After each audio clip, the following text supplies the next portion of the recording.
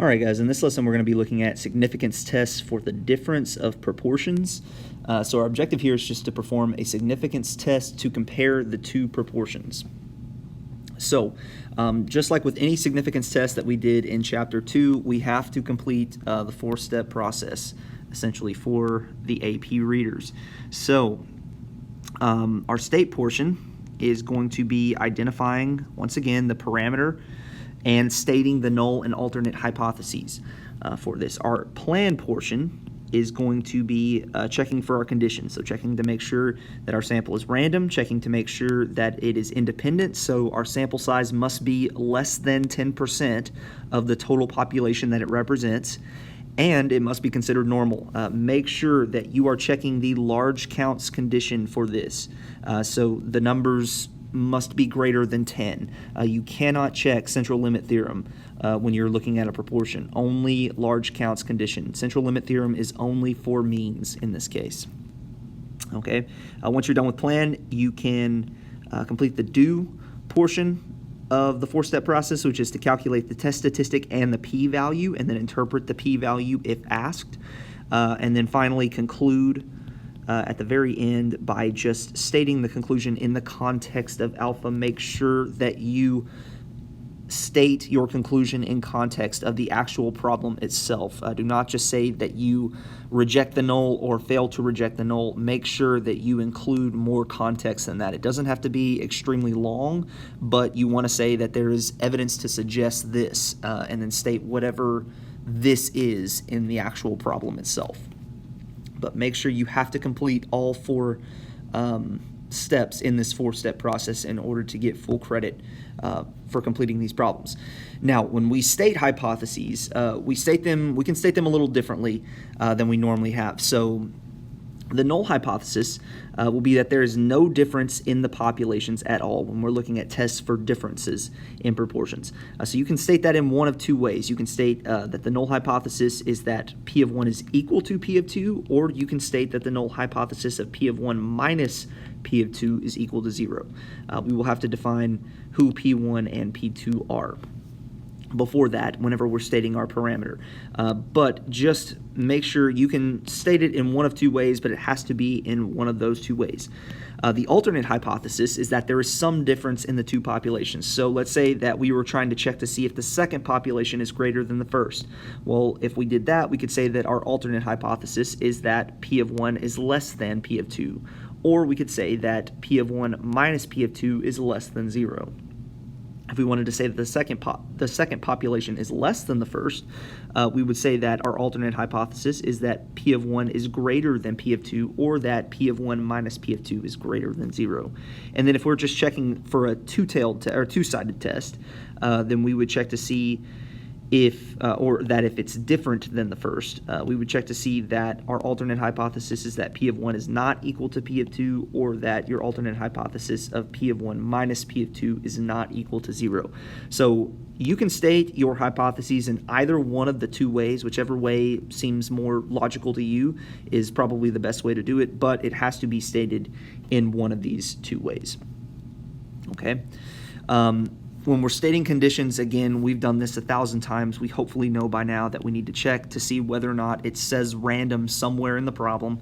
9 times out of 10, it's going to say that.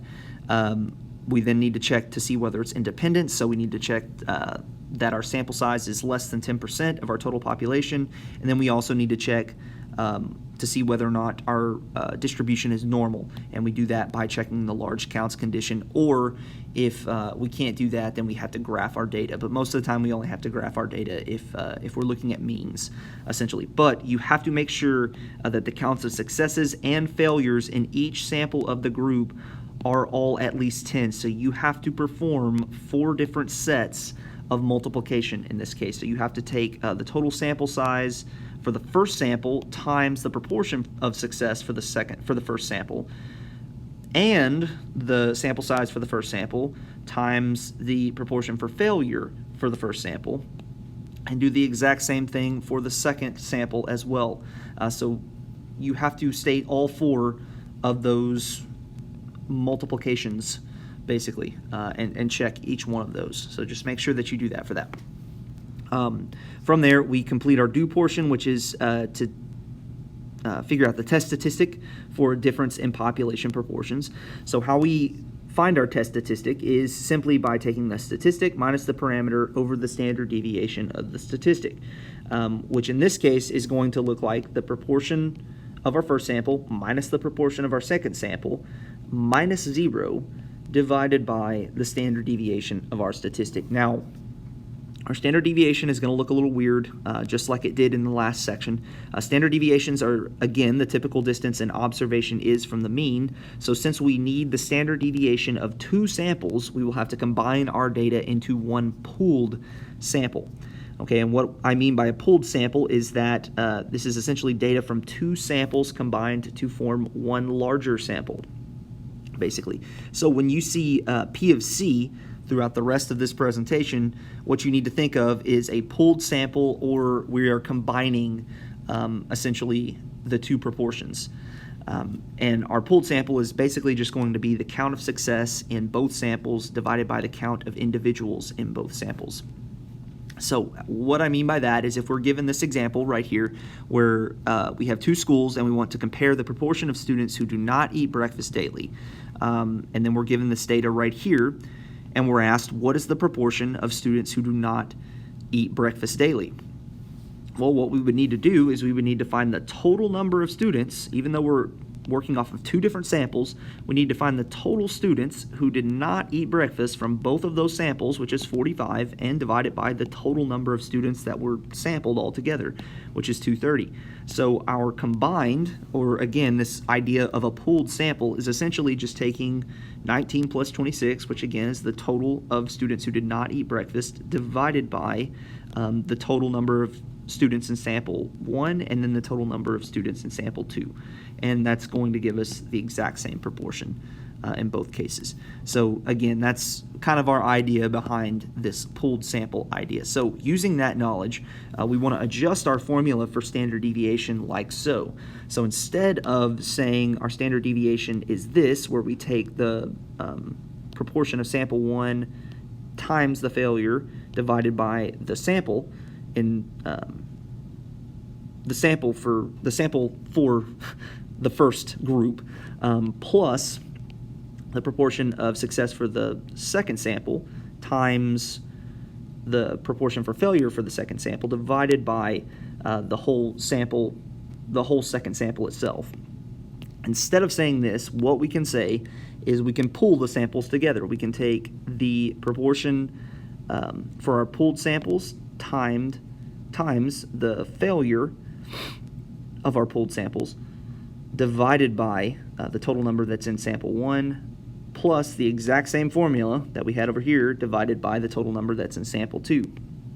And then if we wanted to simplify that even further, we could just say that we want to multiply the square root of the proportion of success for our pooled samples times the proportion of failure for our pooled samples times the square root of 1 over our sample size for our first sample plus 1 over our sample size for our second sample. Kind of confusing in that instance. And in all honesty, I'm going to show you a quick trick on the calculator a little later that kind of alleviates the need to even do this. But it's important to understand just for the sake of being able to understand this for the actual test itself. So suppose the conditions are met for the significance test, and to test the hypothesis, our null hypothesis, that P1 minus P2 is equal to 0.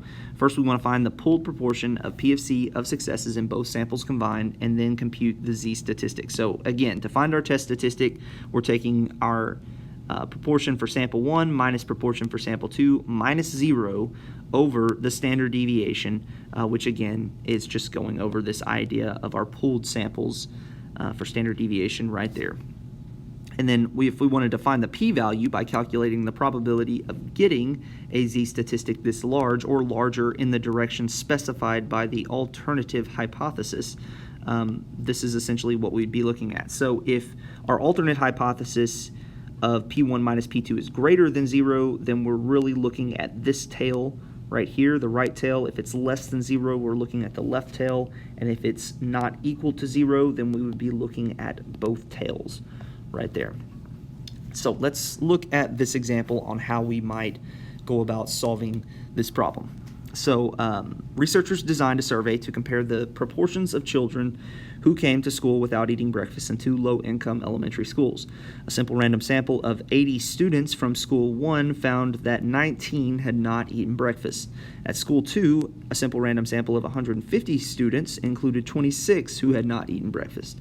More than 1,500 students attend each school.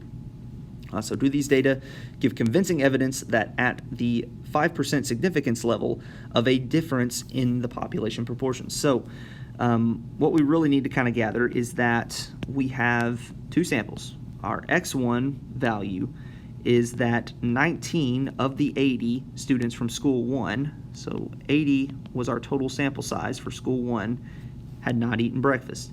And that gives us a proportion, or a P1, of 0.2375.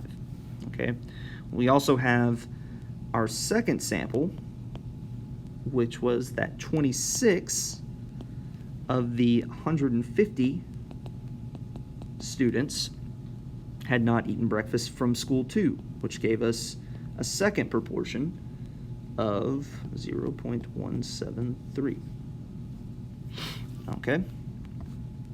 So knowing that, we need to once again start our 4-step process. So we need to state our parameter, which is that the difference in proportion of students who have not had breakfast at these 2 low-income schools. That's our parameter. And then our null hypothesis would be that there would be no difference in the proportion between the two. So P1 minus P2 is equal to 0. Our alternate hypothesis, which again, all it's asking for is there a difference in the population proportions? So if there is, then that means it's not equal to 0. So our alternate hypothesis is that P1 minus P2 is not equal to 0, where P1 is the proportion at School 1 who did not have breakfast, and P2 is the proportion at School 2 that did not have breakfast. So again, our state portion right there, all of that needs to be included in our state portion.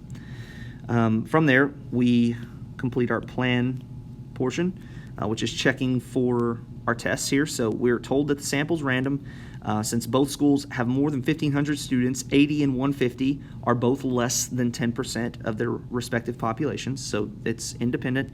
And then our large counts condition is met, where 19 and 61 are both greater than 10 from School 1, and then 26 and 124, our success and failure in this case, are both greater than 10 from our second school. So we can say that the distributions for both samples are should be considered approximately normal. Okay. From there, we complete our do portion right here. So we will run a 2-sample z-test for the difference in population. So if we were going to solve for our test statistic right here, this would be our formula right here. All that. That's what z is equal to. So we would take our proportion from School 1 minus our proportion from School 2 minus 0 divided by the standard deviation down there. So if we needed to find our test statistic, that would be the formula that we would use to actually find that test statistic. And then our p-value from there would give us about 0.2420. If we were going to state the p-value in context of the problem, which has been asked on a couple quizzes in the last 2 chapters where they ask you to state the p-value in context, this right here is how you do it. So if the difference between the proportions is 0, so if our null hypothesis is true, that's the first part that you should state when you're stating this in context. If the difference between the proportions is 0, then we would see a sample difference of 0.0624, which is what we saw. This was our difference right here in sample proportions. So we would see that difference or larger in about 24%, whatever the p-value was right here, in about 24% of the samples of the same size. So if you are asked to interpret the p-value, make sure, go back and look at this slide and remember, this is how you are supposed to do this, okay? Now, I don't think we were asked in this problem, and if you're not asked, then don't worry about it. But if you are asked to interpret the p-value in context, remember that it needs to be very similar to how we just described the p-value in context right here. So once we're done with that, we can conclude right here. So since 0.24 is greater than our significance level, this should be 0.05, sorry. 0.05 is greater than 0.05, we will fail to reject the null. There's not convincing evidence to believe that the proportion of students who did not eat breakfast is different at the two schools. So again, making sure that we're not only just saying we fail to reject the null and not just saying that there's convincing evidence that the study's right or whatever. You need to make sure that you state it in context. It doesn't have to be long, but it needs to be stated in context. Now, instead of doing all that math, once again, easy calculator trick. If you come up here to stat, arrow over to tests, and then come and look for number 6, you should see a 2 proportion z-test down there.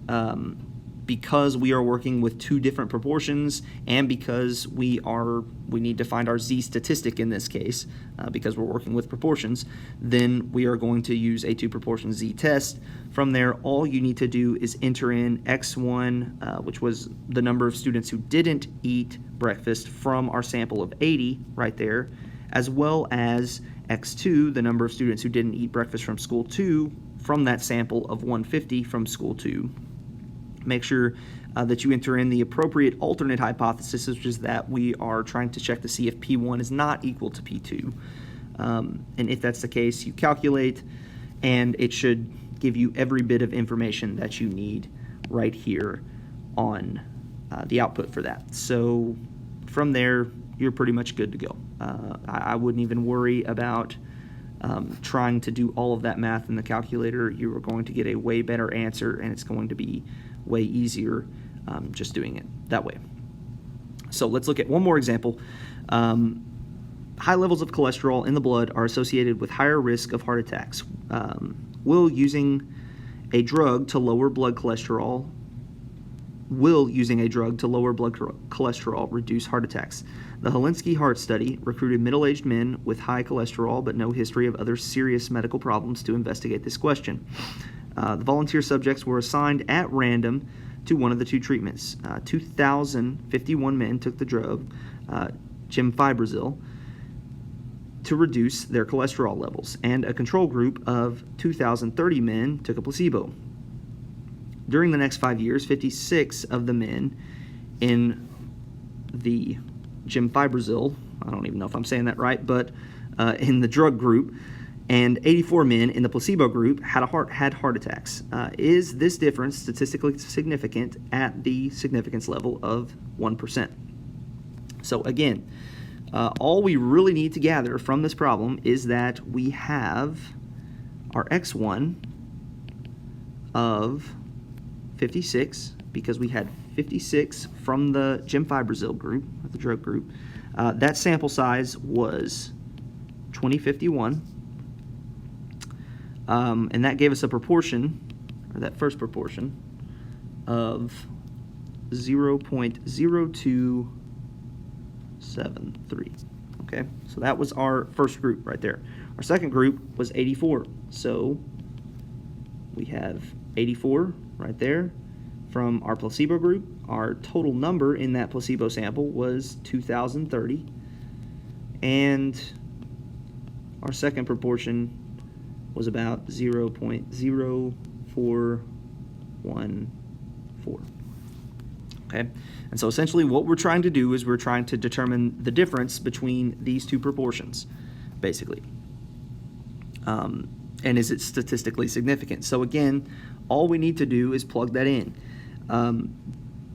Because we are trying to see whether or not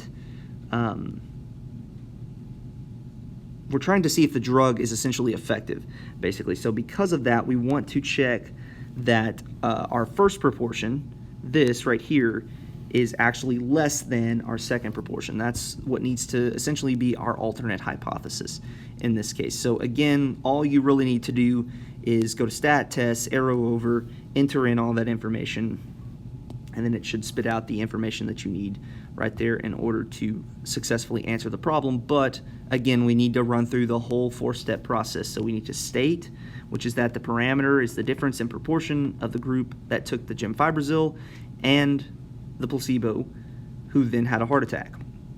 And then we need to state our hypotheses, that there is no difference, that P1 minus P2 is equal to 0, and our alternate hypothesis is that P1 minus P2 is less than 0, where P1 is the gemfibrozil group and P2 is the placebo group.